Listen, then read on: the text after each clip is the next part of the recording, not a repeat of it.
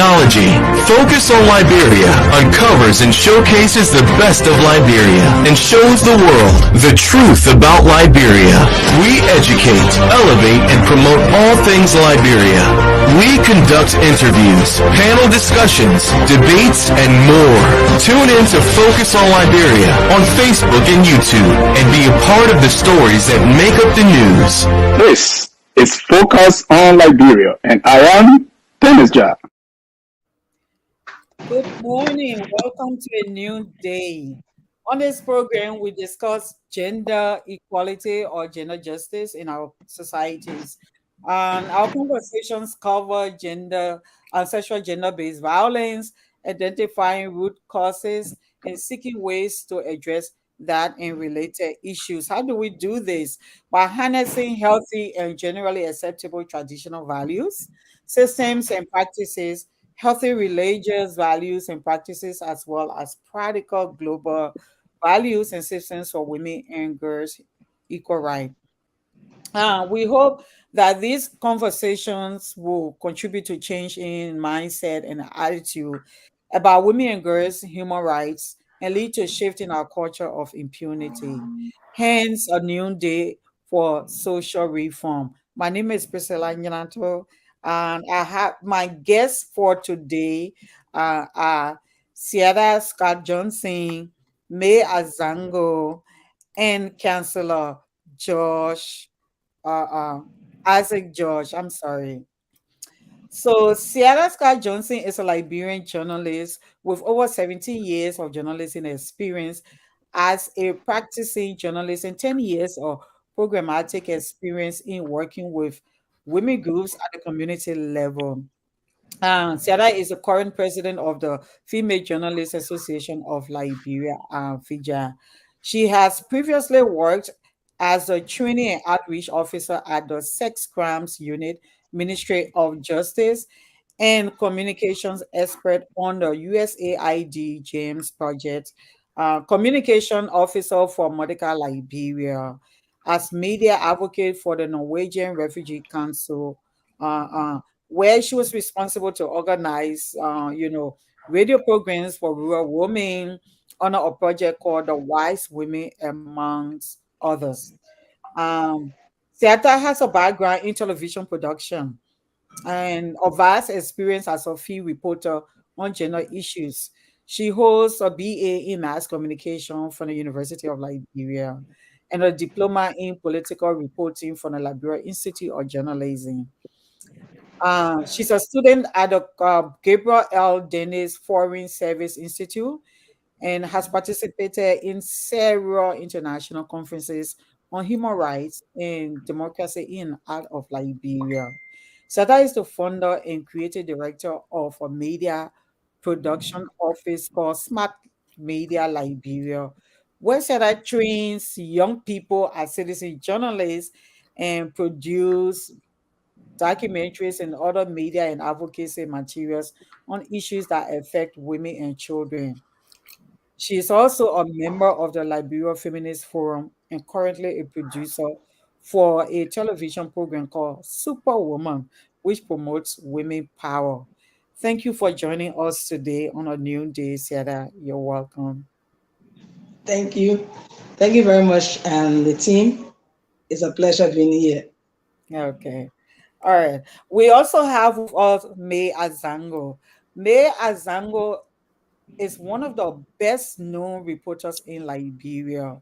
Uh, May wanted to become a hotel manager, but due to the Liberian Civil War, she pivoted her career goals to being a journalist. When she lived in constant violation as a refugee in Ivory Coast, May vowed to tell the stories of ordinary Liberians living in the same manner as her in the front page Africa newspaper. In March, in March of 2012, May was forced into hiding after reporting on female genital cutting, which brought death threats against her and her 9-year-old baby girl, and the front page Africa at the time. May was awarded the International Press Freedom Awards from the Committee to Protect Journalists. and a Canadian journalist for free expression, as well as the Voice of the Voiceless Award from the campaign against genital mutilations. He was the first journalist to interview Liberian missionaries in Ivory Coast 2010 election. Thank you so much for joining us, May. Thank you very much for having me, Siatta. Mrs. Siatta, Priscilla. You're welcome. You're welcome. Uh, and then we have with us the representative from the government side, because when we talk about these kind of issues, we want to check in with our leaders and policymakers. So today we're honored by the presence of Councillor Isaac George. He's the director for the Sexual Gender-Based Violence Unit of the Ministry of Justice. We had Councillor George with us a few months ago, and he's back with us to just give us an update. So thank you so much, Councillor George, for joining us today. Thank you too. Okay. All right. Well, so we're just going to go right into the conversation. We were, and this is an everyday conversation for some of us who take interest and are passionate about seeing change in our society, seeing our society become better. So we're checking in with each other. And then Siatta, you said the other day, you mentioned a case about a woman who was recently murdered. I don't know by her fiance or spouse. Who was she murdered by? But the reason that Siatta mentioned was that for money, for power money or something, and that just is ridiculous. So that you want to go ahead and share with us the details about that case. Yeah, that's just one of the cases that, we're just talking about domestic violence in passing, and I just mentioned that that's just one of the cases of women being murdered, women being just, I would say, disrespected. Society treat women anyhow because society feels that women, we are lesser, we are subordinate, we are not valued. So the issue with that case was that somewhere in Bon County, it's now very recent. It happened in, I think, October or early November last year. Okay. The husband, the spouse of this woman, they had a power issue, and according to him, he told her to sell the power $800, and then she went to sell the power and came back with $500, Liberian dollar LD, which is less than $5 in the US dollars. And then he said why she sold the power for $500 when he told her to sell it $800. So she should produce his balance $300. And then in that tussle, he murdered her. Well, there's a very recent one around the Christmas. In fact, there were actually two around the Christmas, which happened in Nimba. One is in Nimba, where he asked her for sex and she refused. So he literally slaughtered her piece by piece. He just cut. And then the other one, again in Margibi, he tried to beat her on her or maybe kill her and she fled. So he burned the entire house down, a house of 8 bedrooms, because he claimed that he wanted to have sex with her and she said no. So that means she having sex with another person, and he started to beat on her and she managed to escape. She fled the scene. So that guy burned the entire 8-bedroom house down in the name of bringing the girl. So okay, so these are things that women go through every day. It's an everyday thing. And the thing here is the system.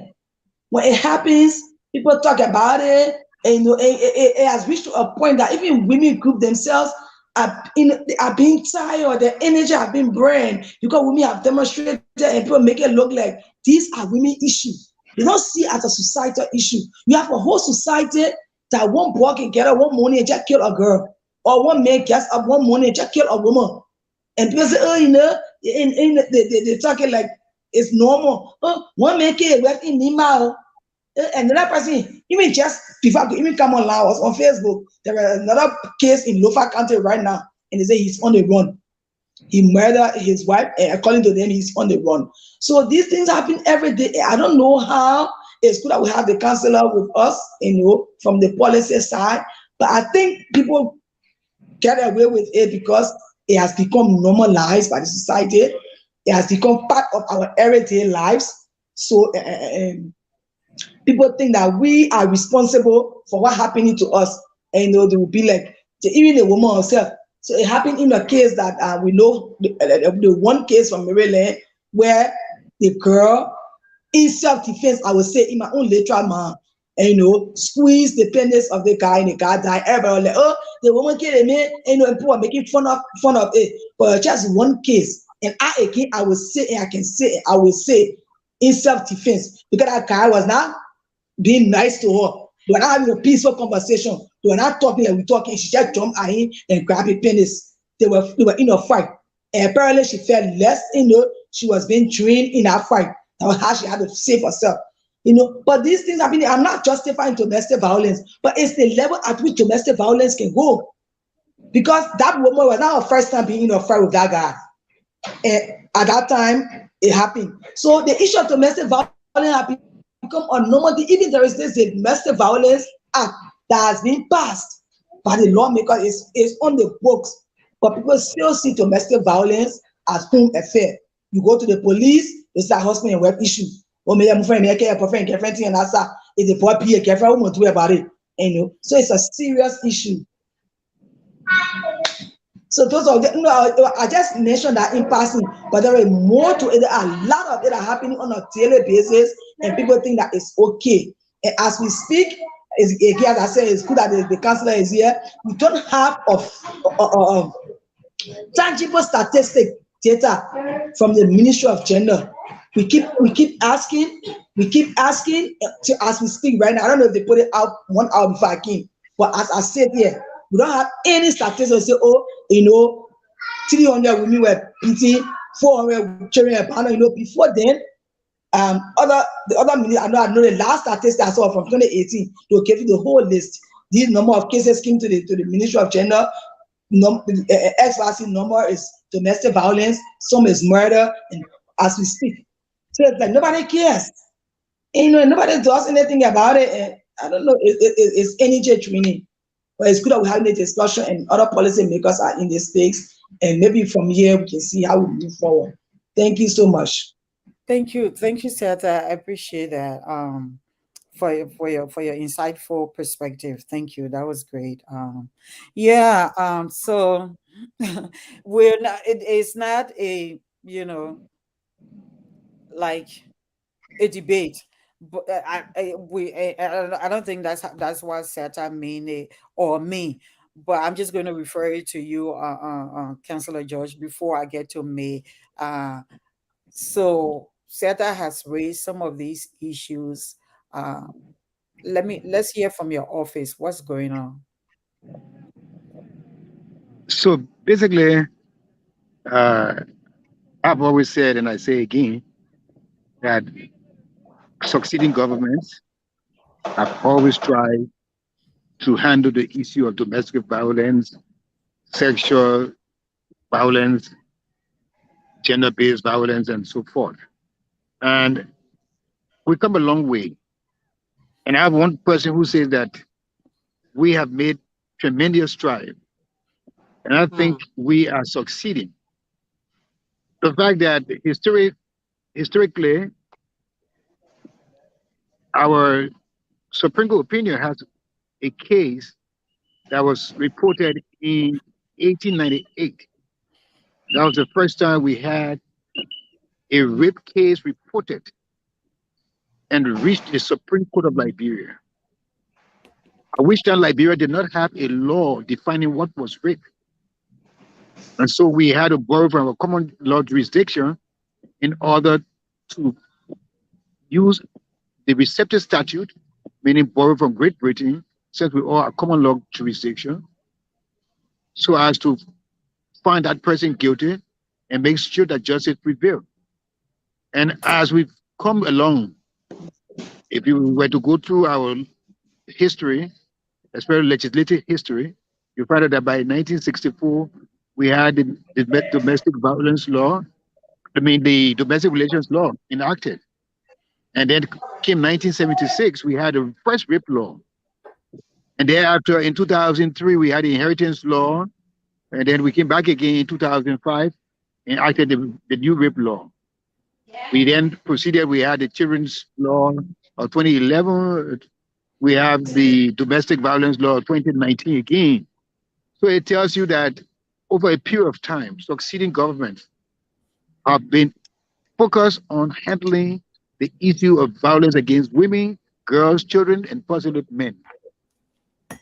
So something is being done. And I can always say to all of us, if you were to go back, if you were to go back and retrospect how things happened in the past, in absolute terms, we can say that the present is far more better than what happened in the past. And so it means that your advocacy being propagated by all of you and people who preceded you and all of us, people who preceded us, is yielding the results. It may not be 100%, but it is yielding the result expected and anticipated. We must understand that nothing is done overnight. It takes time. The most civilized, educated, advanced society, there are still challenges when it comes to domestic violence, issues of sexual violence, and so forth. So Liberia, I have always said, and I said during this conversation, that if you were to go back prior to 2005, and you were to go and check the records, you will find out that there were not, possibly not even a person persecuted for the commission of the crime of domestic violence, rape, and other violences. But today, if you were to go to our prisons now, we have more than 500, 600, 700 persons behind bars based on the issues of domestic violence, based on the issue of violence against women. So it tells you that we are making tremendous effort and we are getting there. Today, you have a forum that people can go to. Yesterday, how many persons reported a case of domestic violence? The fact that they knew there was no forum, there was no structure, there was nothing in place to listen to such matters. But today, you have so many cases being reported. Why are those cases being reported? Because those cases are being reported because people are now aware, people are now educated. People now believe that there is a forum for redress. People believe that if they take a case to court or they take a case to the police, it will be heard and be listened to. So today you have, like you sometimes people say, oh, the cases are increasing. The cases are increasing. I said, no, the cases are not increasing. The reports are increasing. And why are the reports increasing? Because people now have confidence in the system. They believe that there is a forum for redress. That is why. So in terms of policy, I think the policy makers have done their part. They've been able to enact laws in the interest of the Liberian women, in the interest of the Liberian children, in the interest of the Liberian people. And it is left with us now to make use of those laws. When a crime is committed, there are forums that we must attend. And that is exactly why those forums or those structures have been established, those laws have been enacted, so that those who come in conflict with law, those who actions are repugnant to the law, have their day in court and that justice takes its course. So I'd like to say to you all that in terms of policy making, the policy makers have done their part. The implementation is being done. And whatever we do, there are countries where there is death penalty for drug, yet people are trafficking in drugs. So why is it that we may have the laws still, there will be perpetrators. But the thing is, are those perpetrators being punished for their acts, for the commission of crimes? If the answer is yes, then it means that the policymakers are doing their part and have done their part. Thank you. All right, so thank you, Councillor. This reminds me of similar conversation like we had a few months ago, and the response basically is sounds the same. Let's compare ourselves to the last time, and and this is how far we've come. uh and I like that you mentioned it is because of this kind of thing effort, one of these, and then the grassroots, the women or the advocates that are going into this, the tears, the hard work of civil society groups, especially the women of Liberia that have brought over the years to this far. But what we I think I really what we're asking is that we have the policies on the book. Library is great with that. um then you ask a rhetorical question: are they being punished? If the answer is yes, so you should be answering to what extent that answer is yes.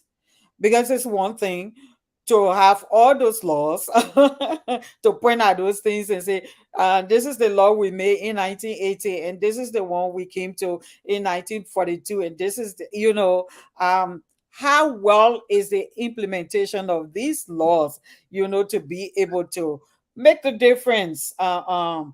So yeah, people may be reporting. Does that necessarily mean that they trust the system if the system is not meeting up to the tax of why people are reporting? So there are cases that the cases that Siatta mentioned. What have you do you want to touch on that to tell us what is being done concerning those cases?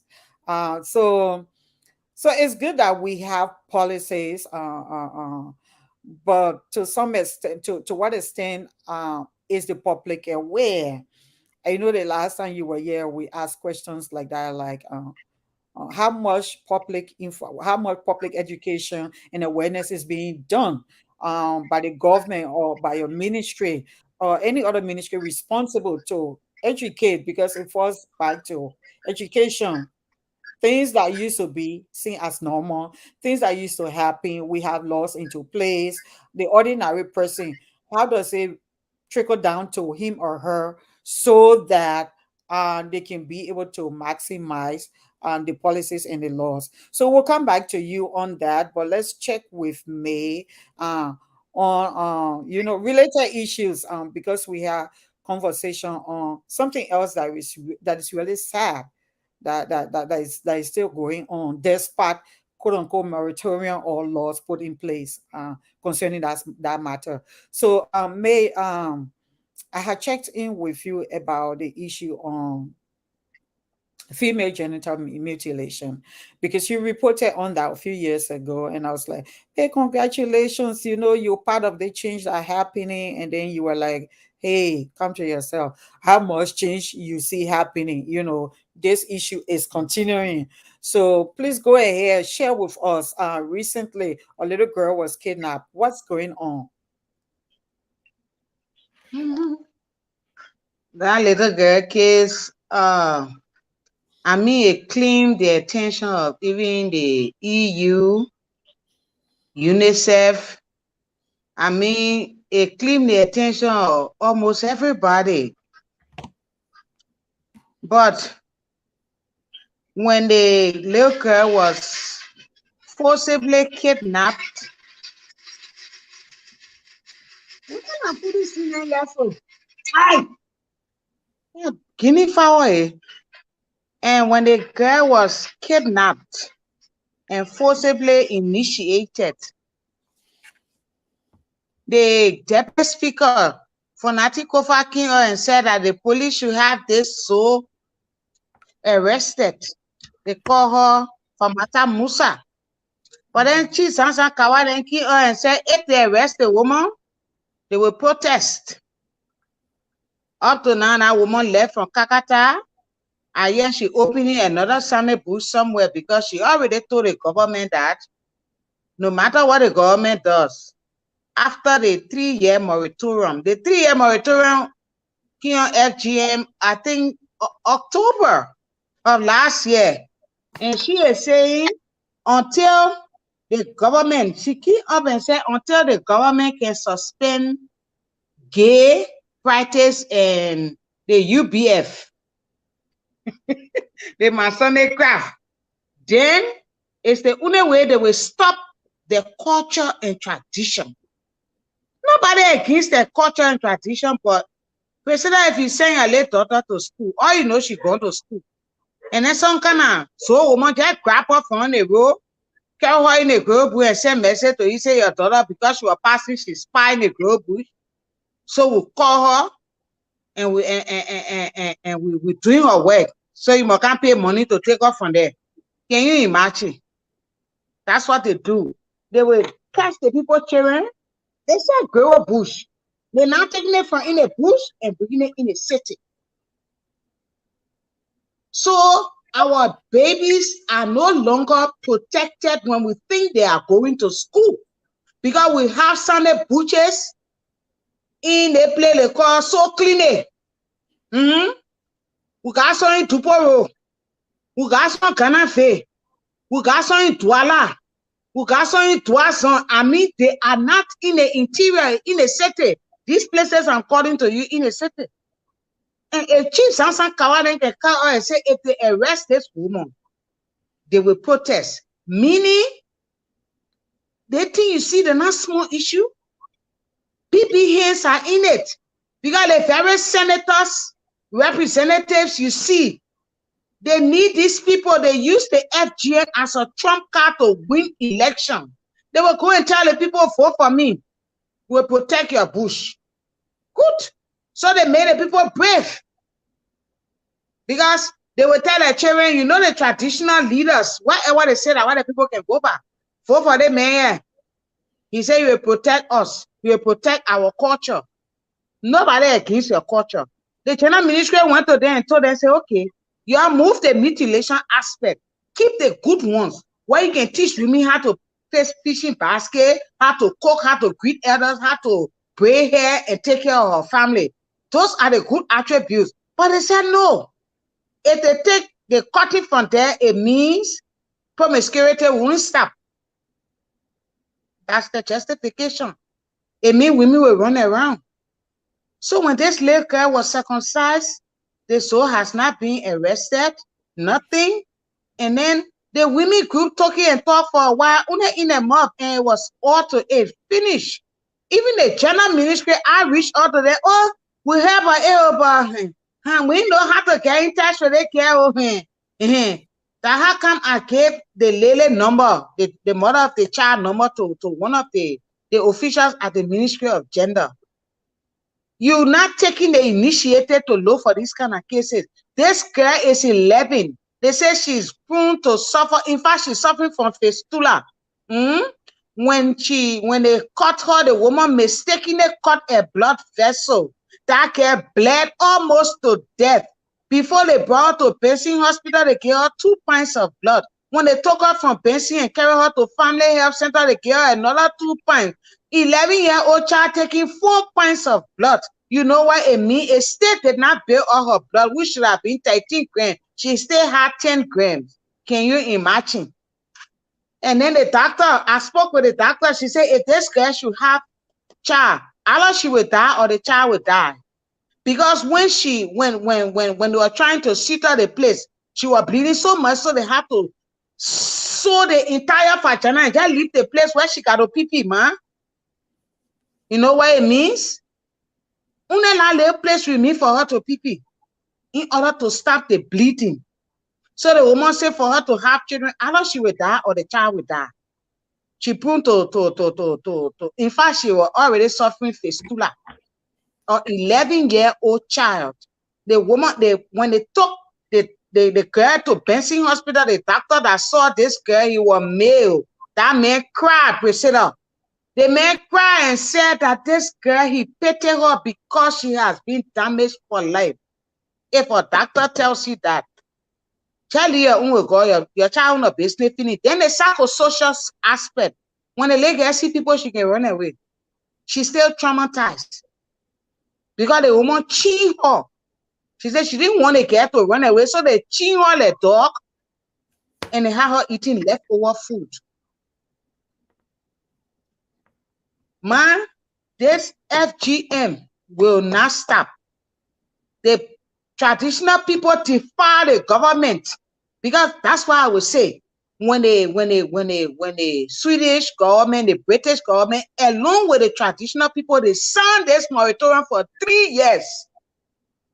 Now even quite 2 months, they keep on and say nobody will stop the culture and tradition unless the government can stop gay and stop and the Masonic UBF.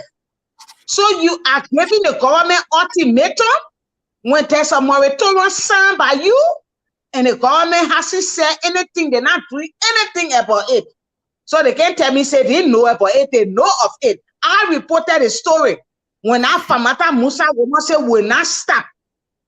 Yet, Councillor George said in that order, he held an LGBT, like he yeah.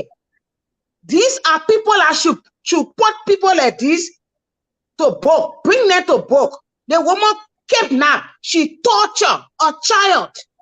Nothing up to today's date. Even Deputy Speaker went on fetal, he even go on fetal soil, went straight in the water and went down the drain. They didn't listen to him. Nobody arrested anybody.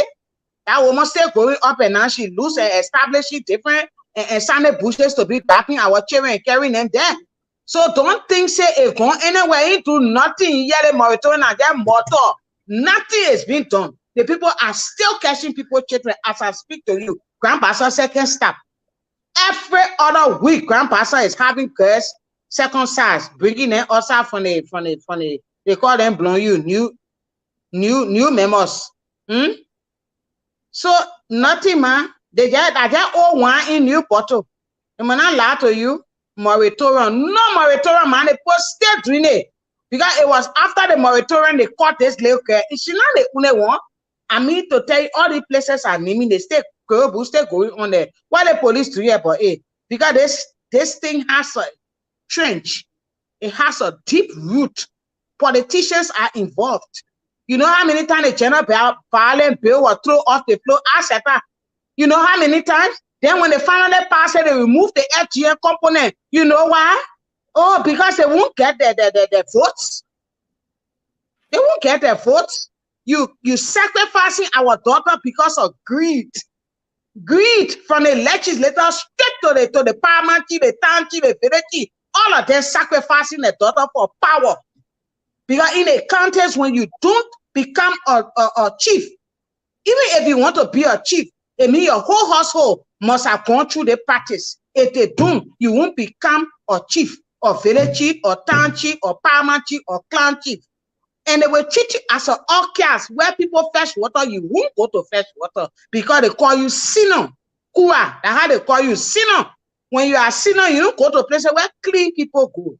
You understand? So these people are also under pressure, and these souls are doing it for money. There's a monetary value. They will catch your child, then they will send message to you. You got to pay so and so money, bring 1 pack of red, bring 3 gallons of oil, bring this one, bring lapa. Did I ask you to grab my child and forcibly initiate before you ask me for all these things? So man, we far away from it, man. Only Liberia and Sierra Leone stay practicing it. All the other African countries now leave it beside the 2 countries. Thank you. Thank you so much, Zoe. Thank you so much, May. Manina so mani May.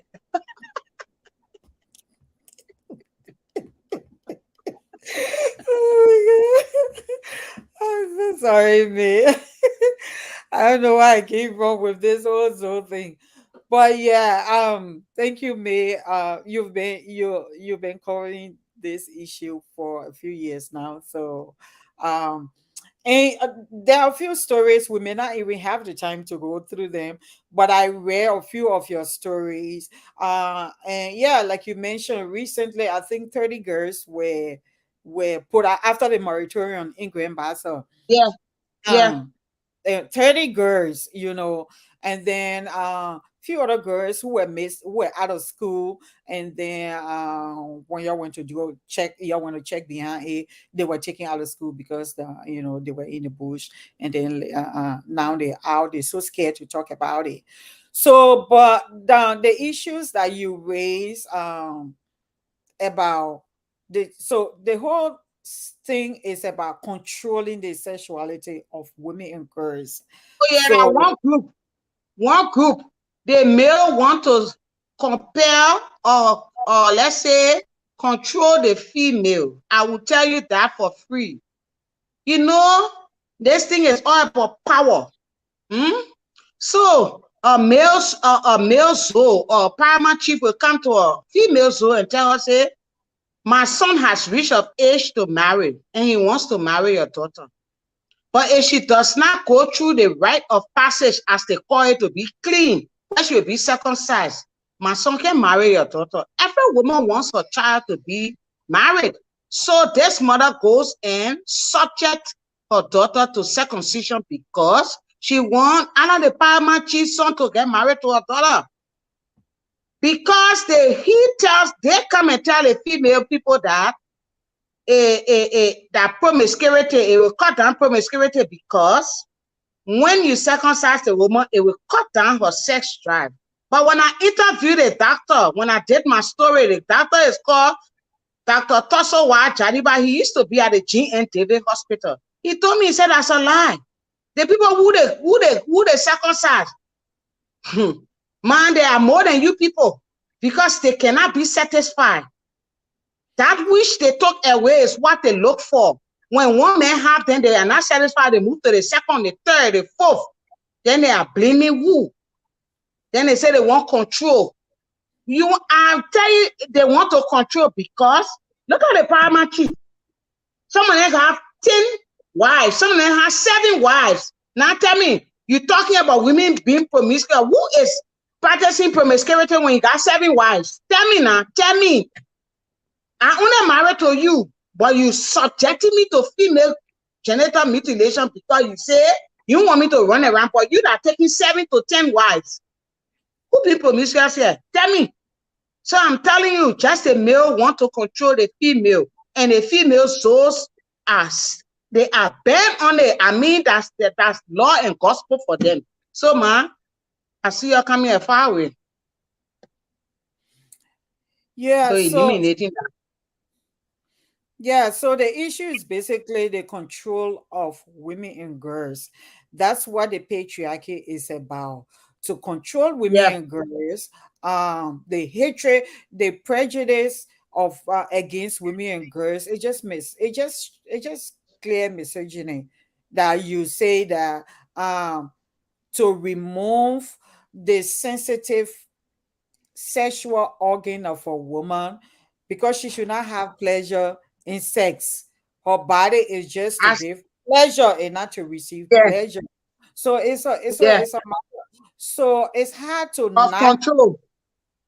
So it's hard to not see it as a matter of control when people keep saying, oh no, it's a beauty of our culture. Like someone was saying one time on the same platform, oh, it's a beauty of our culture. It's to train women to be better. I'm like, do you have to remove my clitoris for me to be a better woman? I mean, how does to take care of? No, he was like, no, the traditional value is to teach women how to take care of their home and family. And I like, does my clitoris have to be removed for me to be able to take care of my family?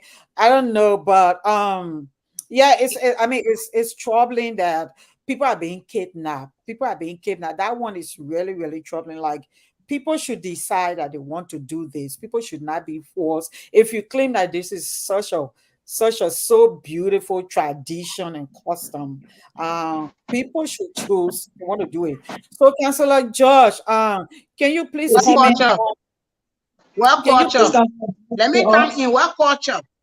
They call it culture. It's not culture. I'm telling you, this is a borrowed culture. Borrowed. It was never in Liberia. They came from where in the Middle East. They started, I think, from ancient Egypt. When the king was living, he had a wife, and he didn't want his wife to go around, so he circumcised there. So as a king from the north, it kept coming according to traders, Mandingo people and other people carrying it. As they go, they carry the culture. Then they brought it to Liberia, the one we now hold dear to our heart as if borrow culture. Please, so Councillor Josh, you want to just enlighten us a little bit. The case about the zoo Forceful initiation, let it go. who tied up the little girl. It was reported in the front page Africa. I read that. So since the moratorium, these things have happened. So have you, because the last time I heard, I read they were looking for this zoo, and so how far is the case?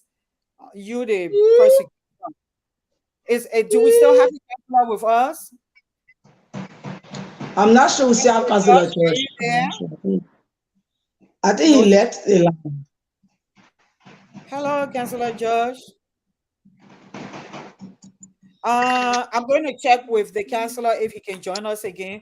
But yeah, thank you so much again. I'm going to go back to Siatta because the issues that Siatta raised and the counselor kind of sounded like glossing over those. If you come in with from 1980 to this point, this 1832, all I want. so are we playing politics? Yeah. We're talking about enforcing these quote unquote policy or law. What is it? How And I think has your enforcement changed stuff? so, Go ahead. Priscilla. Yeah, go ahead. Yeah, I think it's sad that we lost the councillor issue. I really been here so we can ask any questions. We are not denying the fact that there are laws. We are not denying the fact that there are But the policies. councillor So know that we know that there are laws. we know that there are laws, there are policies. But how are these laws and policies impacting our lives? The crimes are being How are committed they on a daily implemented? basis. They are not being implemented. The crimes are being committed on a daily basis, and people, all you do, you arrest. We know they do arrest. In most cases, you arrest and you put the person behind bars, and you expect the survivor to pay her own way to court, to pay her family way to court. You expect the survivor to pay the perpetrator way to court. To pay the perpetrator way. In some cases of arrest, the survivor have to put gasoline in a police car. The survivor have to provide paper A4 sheet for the police to write the complaint. The survivor have to look for pen. The survivor family have to register the case. You have to go to the police station to register the case. You have to pay the police where to go and do the arrest. You have to bring food. If the perpetrator is in prison, many allegations are not reported. You are responsible to feed that perpetrator that is in jail. So you carry food there every morning. So if I cannot afford, I have such a case, I will just say, okay, thank you. I will just stay away. And then I will be denied justice. So the issue here is not about the policies and law. We know we've come a long way when it comes to policy and law. The issue here is access to justice. A lot of survivors are being denied access to justice. The case Mayor just mentioned, that case is a whole big case. And we had the opportunity to interact with the gender ministry.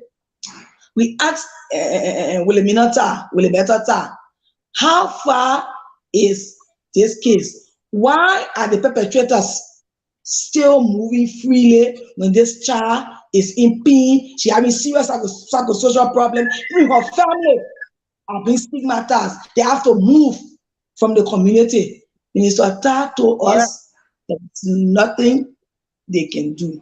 It's a traditional issue, and the traditional people will handle it. And that is pure politics. That is pure politics. You can keep playing politics with everything in Liberia. Everything in Liberia. There are other countries that have similar issues, and they did not politicize it. Even our bodies, even women bodies are political. So, Priscilla boyfriend is going to an election. They wouldn't target Priscilla boyfriend. They come to target Priscilla and say, I got a useless girlfriend, and my friend slept with your girlfriend. What has that have to do with my boyfriend or my husband? Let me just, sorry for you, let me say my husband. So Siatta husband is waiting for I'm looking for a boyfriend. You can go ahead with me as no, let me just use myself. And then they will forget about me. They will forget about him and come to me and target me. So everything about us, our body, is being politicized. Everything about us is just politics. It is the issue of power and control. So I was telling somebody the issue of SEA. SEA is not something because you're beautiful, you can work in the place, other men want you. It's because they want to control you. They want to control you. They want to tell you what to do, how you come to work, how you dress. And when you refuse to listen to them, you become the stubborn woman. You might likely lose your job. You might likely, be stigmatized by your own very friends. So the system of patriarchal, I don't know where it works anywhere, but in Liberia, it has a strong grip. And that's why we suffer. So as a judge, I come a long way, but those policies and those laws are not benefiting us. We have a moratorium that are not gone good 1 year yet. And when Salaka was signing the moratorium, he made it clear. He signed a moratorium on February 6, 2022. And he was clear in signing, let me sign the paper so we get our government the money we're looking for. So he's not signing because GM or start any other practice. He was signing because the government told him to sign that they need money from international partner, and that is serious hypocrisy. You cannot sign something because you need the money. You cannot sign onto a document because you need the money. So now the partners are putting pressure on them now to observe what they sign, because the partner they gave money, they gave logistics. They even have an FGN tax force. That African motorbikes, car pickups, it's also be able to go into the towns and villages to make sure the souls and the traditional people are adhering to the moratorium sign. Rather, and they're passing around. So they just play politics with everything. Now elections are coming, they want to act like they are seeing them running around here talking about FGM and everything else because elections are coming. Yeah. So back on. I just messaged the counselor. Can you please rejoin us? Hopefully he rejoin us. So we're gonna take a break and we will be we'll come back. Won't come back. We will. I'm going to read. We don't have time for break. We want to end within an hour, so I'm going to go ahead and read some comments, and then I will come back to you. This is it should be concerning and Siatta, you kept saying, you mentioned a few times they like to play politics with everything, but I think they do that with women and girls mainly because that's the nothing. That's the nothing, because it depends on how much value you add to you have for a person's life in order to be able to take action, or it's going to show in how you treat them. You can't have policies just because you sign international treaties and to be seen as a responsible member of international community, but then you at home, you're doing nothing to address those issues. Can you imagine a gender minister telling you, and that's traditional issue? What uses a tradition what uses a tradition if it contradicts, if it stands against the law that's supposed to protect all of us, our human rights? What kind of tradition is that? Why would tradition hurt us? So I have always tried to stay out of this the FGM thing, because anyway, I wouldn't go into to that. But like May, I had a few altercations with, you have no right because you're from the southeast, I didn't complain to you, kind of thing, from a few persons, and even journalists. I'm an initiation somehow, one of our that is none of your business. But this thing is not an individual affairs. This is a rights issue. It's a human rights issue. So if you want to do it, you can do it, but people should take yourself there, don't take the child there. Yeah. You get babies to be caught. As a little girl, I was almost victimized by that. I go to spend time in Bangetown with my uncle, with my family, and a child is a child. We're curious, and they send me, and I go hearing the salsa and the drum sound, and I follow that. Do you know that they used to have, I don't know whether it's still there. They used to have a Sunday bush in Bangi town, Yeah, they yeah. stay there. I also got forcefully taken into that Sunday bush because as a child, I just want to peep there. The only thing is that my uncle had a strong relationship with the vibe people of that community, and his wife were highly respected. He used to call my Mary. But it became a very big issue. I remember as a kid being pulled, and I still remember the old lily name. They trying to drag me into the bush. So you can say it's my culture, but then you imposing it on other people, and it's hurting other people, right? And even the people who are part of your tribal group or your region, the women and girls, why can't they reach the age of consent, and then they decide whether this is something they want to do? I don't understand. What is the value of removing parts of a woman's sexual organ if it's not for sexual control? But yeah, let's just read a few comments here. Someone say, "I'm surprised to hear honey, Barbie. I'm surprised to hear people are still practicing this." Oh, honey, um, so true. I don't know why honey is saying so true too. We was like, "Bro, how is it a control when men are not the ones who initiate or act?" Men's River says pro men set the rules. We always said that for some reason. I hope it registered this time around. But we I really don't want to spend time on those kind of uh, back and forward debate and whataboutism. But what's about men too? But what's about this?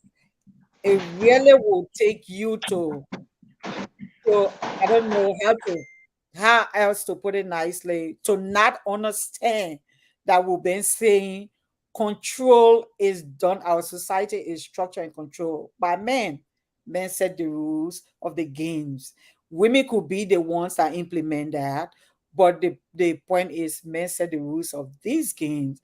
Yeah, and women can be custodians. Women can be to negotiate with patriarchy, to find favor in the eyes of patriarchy. You have to just play to the drum of it. All these women on the platform already share about the political aspect. Lawmakers or people who want to be in power, they benefit from this. So anyway, I said not to dwell on it, and I want to take all this time. Let me move to the next person. Jerome Gaiman, this is barbaric. We have to take matters into our own hands. I don't know how someone kidnaps your child, you go after them. Why the zoos don't go after the elite children? Can a zoo go to Madame Selim home for her granddaughters? Can they come to my home for my twin daughters? Well, yeah, seriously, people we're saying, let's not take this thing as an individual issue. This is a societal issue. We're not going to be Society hindering it. issue. We're not going to be putting a burden on parents to be able to defend themselves. Society, your government should be able to protect you. So I hope that helps to answer your question. But so we're not getting the counselor to, we're not getting the counselor. The counselor say, yeah. Anyway, we have 5 minutes to wrap up because I really want to work within an hour. Uh, so yeah, we lost the counselor. Anybody wants to wrap up? What much more can we do? I mean, like Siatta said, we call it care fatigue. There's just so much caring, advocacy people can do, weeping people can do, activism people can do, and then they create fatigue. For the medical people, I think the nurses they call it compassion fatigue. You absorb so much of other people pain, and you can take no more. So Then what you say, but we the one who waiting. How many How much pain we can absorb, man? And no Yeah. change. That's the hurtful part. They will see the reports. You know how many army have written almost 5 stories about that little girl, follow-up stories. Quite recently, a man gave money to Lema Bowie, almost $3,000 for the girl's social psychosocial treatment. That man is from somewhere, I think, in the West. Could be a Liberian. General Ministry told me they $50 per case. So what? Say that again. They can only get $50 per case. And the little girl case is not different. So they said they get $50. That $50 is supposed to transport her, buy her medicine, buy her food, and do all that things, send her to school and all. $50, man. General Ministry say per case. So in short, from our end, in closing, I just want to say to our policymakers, to people that are in authority, caregivers, that this is not an individual problem. So like the commenter said, why they can go for 7 people children. They can go for those children, but yeah, it's not an individual, it's a societal problem. The reason why these things are continuing is because the level of redress we want as a society, we are not getting it. So it's not male versus females. It's the entire society versus a system. And that system is being controlled, unfortunately, by males. Even though we know we have some females that are also custodians of patriarchy, but largely it's being controlled by males. And we need to be able to see that this is not an individual fight. It's a group fight together. We join our hands together and fight this fight. Thank you, Priscilla. And I want to say thank you to my internet. At least I stay on for an hour. And Priscilla, just before I go, one more thing. Even the little girl that was circumcised or that was kidnapped, it was not the parents. The parents never compromised the case. It is the pastor from the inland church. He said the reason why he brought it to the media was because it's a national issue. He told the parents, "Hey, you can't compromise this thing. It's a national issue. So it means all of our children going to school are not safe." That's why he brought it to the media. So as Siatta was saying, it's a societal issue. They're not male and female, elites and no elites. We are talking about children involved.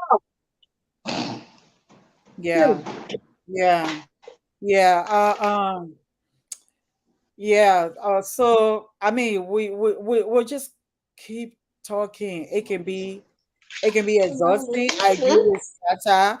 It can be frustrating. We just gotta continue to doing this. I'm just sorry that we lost the counselor and he just didn't come back. Because he knows some hard questions were coming for him. He knew. Who did he know? I was setting for that man. Counselor, you, if you're hearing us, we need you so that we can take these things serious and stop playing, lip service to, we've come far. Every time we had the kind of conversation, I try my best to make sure we have a policymaker on the table. The other time, I kept trying the general ministry, and the minister kept assuring me, "Oh, I'll come on," and she just did not, And after, the next time, get this Nyenator, Assistant Minister Nyenator. Yeah, she's more audible. She always talk with me. Yeah. So May, she's the one I'm talking about. We need to Nyenator. We need to stop avoiding we know that you're doing what you're trying, but we're just saying more can be done. More can be done, and we need you at the table when we're having these kind of conversations. But what tell you more not being done? I did not be in a story. Don't you think that girl come to get? You think the girl come to get the support she got? We do it for a solution. This is why it calls solution journalism. Because we're not depending on our government. I was talking about it. I was talking to the policymakers as I wrap up May. I know we are Oh, doing, but I'm saying, yeah, I know they're doing. They keep saying they're doing something. Even the assistant minister you mentioned, but I'm saying more can be done, and we need them on the table when we're having these kind of conversations. They need to be with us and talk to the people. This is where we're struggling. But we can be avoiding this issue and just be playing late service. And Mr. Gaiman say you have to understand. You have to understand that this has a lot to do with class system. Uh, um, so, so yeah, as we wrap up, I'm just going to end with this and say thank you to your 1% of the children being destroyed are poor. I wish I could give you a percentage for that, but I think what you're trying to say is that the issue is for poor people. So I will assume that's the point you're trying to make, and we all agree that poverty has a lot to do with social ills and inequality in our society. That's why we say uh, our government need to be serious about protecting all of us, especially the vulnerable, who mainly are women, girls, and people with disability. But thank you to the both of you for joining me today. I'm just going to wrap up by saying there is a serious deficit of women interest on our political agenda as a nation. Uh, uh, uh, um, so when it comes to women right policies, telling us policies are on the book, but how are they being enforced? How are they impacting our lives? Is another conversation, and that is the conversation we're having when we lost the counselor. Uh, uh, uh. So we need to put things into place to address economic security of women and girls. Like someone pointed out, poverty is a factor. You know, poverty makes people much more vulnerable. So, hopefully, in our own way, we can continue to talk to is it our relatives, our loved ones, whoever are in the corridor of power, that much more needs to be done other than the lip service we play to these kind of issues. Tradition and custom that degrade the ability to make laws or that protect women against violence should not be held onto. No tradition should fight against laws that will protect the vulnerable people.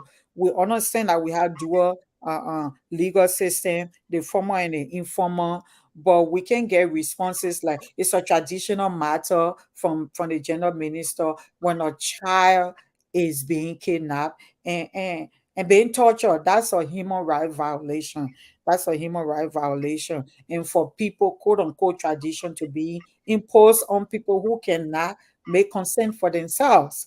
Uh, um, that's a human right violation. So let's look into our traditions that degrade traditional practices that degrade women and girls. And I'm going to end with this. David Riches. I was fortunate to be a part of his presentation. I like one time the way he said, "We, how much are we worth? Let's ask ourselves, how much are we worth?" And conclude with this: as much as we decide we are, and to the extent that we decide women are worth as much as everyone else, that women are as human as everyone else through the creation of laws and to protect them from constant, senseless, gender-based violence. I think LGN is a gender-based violence issue. We will as long as we can attach equal humanity to women and girls, we will be able to have a better type of humanity. Thank you so much, ladies, for joining me today on a new day. I appreciate your time. Uh, uh, thank so you. continue to do what you do. May, you're doing amazingly. And Siatta, you're doing far so much more than usually you express. So I'm glad today I got you to be able to, share some of the amazing things you do. Thank you for being a light in your little corners. Okay. Thank you. Thank you, Uh, Priscilla. thank you. Hope we have another Thank time you to talk too. about it. Bye. Okay. And thank